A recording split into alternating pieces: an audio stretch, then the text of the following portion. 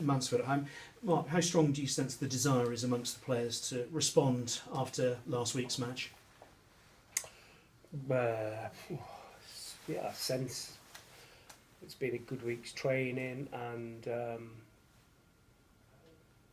I think there was a lot of frustration because the phrase I use to the players before every game is that you're only as good as your last game.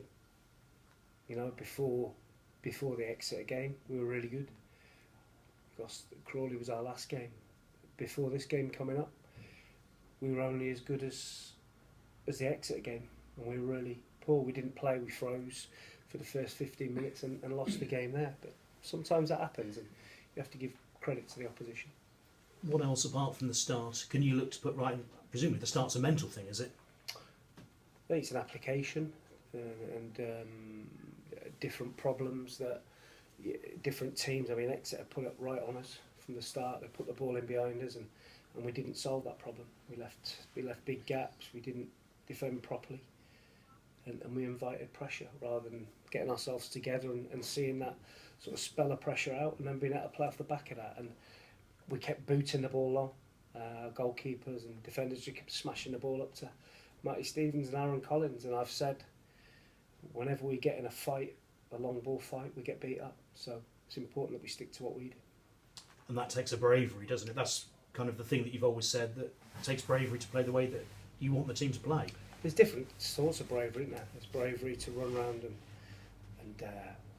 boot people and head the ball, and which you have to do. But there's a different kind of bravery when the pressure's on, to be able to go and demand the ball and play in tight areas, which is all our training's about. And for us to get away from that and a big stage is very frustrating. Lewis Thomas came off at half-time. How is he? He's okay. It was more of a precaution there. And everyone else? Matt Mills is not fit. Nathan McGinley's not fit. Kevin Dawson's not fit. Dale Grubb's definitely not fit. Liam Shepherd back fit? Liam Shepherd's fit and available. Good news there at least. Mansfield, how much can you read into them playing Oldham, who finished the game or played most of the game with 9 men? Obviously, I watched the game back, and obviously if you lose 2 men it makes a massive difference, but Mansfield were good when it was 11v11. I think they'd have won that game anyway. They've had a couple of good results. They've had a sticky start to the season, but the owners have shown good faith in the manager, and I think by doing that, I think they'll eventually go on to have a decent season. Have you been surprised by their start at all? Yes and no. I think when you go through a playoff campaign and you lose a manager, it can be difficult. And we went through the playoff campaign, but we've been okay. They've gone the other way. They've lost their manager and appointed from within. I think it's a good appointment. So I am surprised, and I'm not. And with that continuity, do they still play the same sort of way that they did last season? Is there that sort of still that identity? Yeah, they're very aggressive. 2 forwards that want to put themselves about, one want to run in behind and hurt teams, and they've got a bit of presence in the team as well. They've got some good experience. It's a difficult game, like I say, every week. It's full respect to the opposition. We know we'll have to play really well. And you talk about their forwards. I mean, Maynard scored a hat-trick last week. For once, Danny Rose wasn't on the score sheet. Would they be the 2 biggest threats for you? Yeah, they're big threats, of course. Nicky Maynard's a top player at this level. He got promoted with Bury last year. And Danny Rose is obviously very good in the air for his size and very aggressive. So, we know that we have to deal with those 2 very well. In terms of their aggressiveness, is it a similar sort of challenge to last week, where there is a team that will come at you and you've got to sort of combat that? Yeah, I don't mean aggressive in overly physical. I mean aggressive in their running and their forward play. So every team has got different threats, and we have to nullify them. But it's more important that we do what we do and do it well. How big is the test, you feel, to bounce back? It's always the next game, and that's it. We dust ourselves down. We can't win every week. I think it's important we don't go slit our wrists, and it's important we don't lose focus of what we're trying to do, and that's, you know, be consistent, perform well. In Mansfield, we have a tough test. I know the manager really well, so I know what kind of test it's going to be.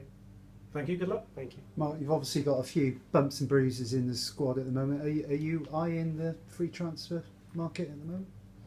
Of course, we always, I got asked that the other week, we're always looking for decent players that can help us, and nothing's changed on that.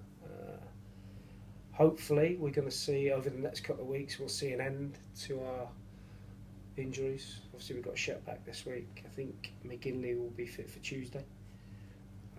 Obviously Thomas, we didn't think we'd have him, but we've got him, the goalkeeper. So it's just really Matt Mills and Dawson, probably 2 or 3 weeks, and then Grubb will be longer than that. Yeah, and the fact that you've got a few injuries is given an opportunity to the likes of Vaughan Coville to come in and sit on the bench. Is that the plan again this weekend for some of the younger players to be given an opportunity? It's always the plan. We have a young team, we have a young squad, so by nature we are young, in whatever team or whatever subs bench we pick, we're young, so that'll continue. Yeah, 3 points off top spot, fourth in the table. Would you have taken that at the start of the season? Of course, yeah, of course. We'd have preferred to get a result last week, but with one weekend things can change. You know, it could be a different looking table on Saturday night, but we're just trying to concentrate on what's in front of us, Ash. And is it a case of not getting too high when you win and too low when you lose? Because I thought you were very measured on Saturday after the defeat against Exeter. Yeah, it's important. We know. I think the biggest thing is knowing what went wrong, and if you know, then you have a chance to fix it. If you don't know, then you're in trouble. And, we can't start a game and waste 20 minutes and not compete like we did, and then whack the ball straight down their throats, which will lose the game. Do you see Mansfield in a bit of a false position at the moment, and do you expect them to be challenging for promotion to League One? I think they're in a false position, yeah, with the players they've got. I think they've won the last couple, haven't they? So yeah, obviously they've given a young manager a chance, which is great. I think he'll do really well. Given time, which he's been given so far, and it looks as though they want to give him that time to succeed. So they've got good players, and but it's about us. If we play well, we have a real chance to win. Are Mansfield a full throttle team? Are they a bit similar to Exeter, or what's their sort of style? How do they set up? Yeah, they're aggressive.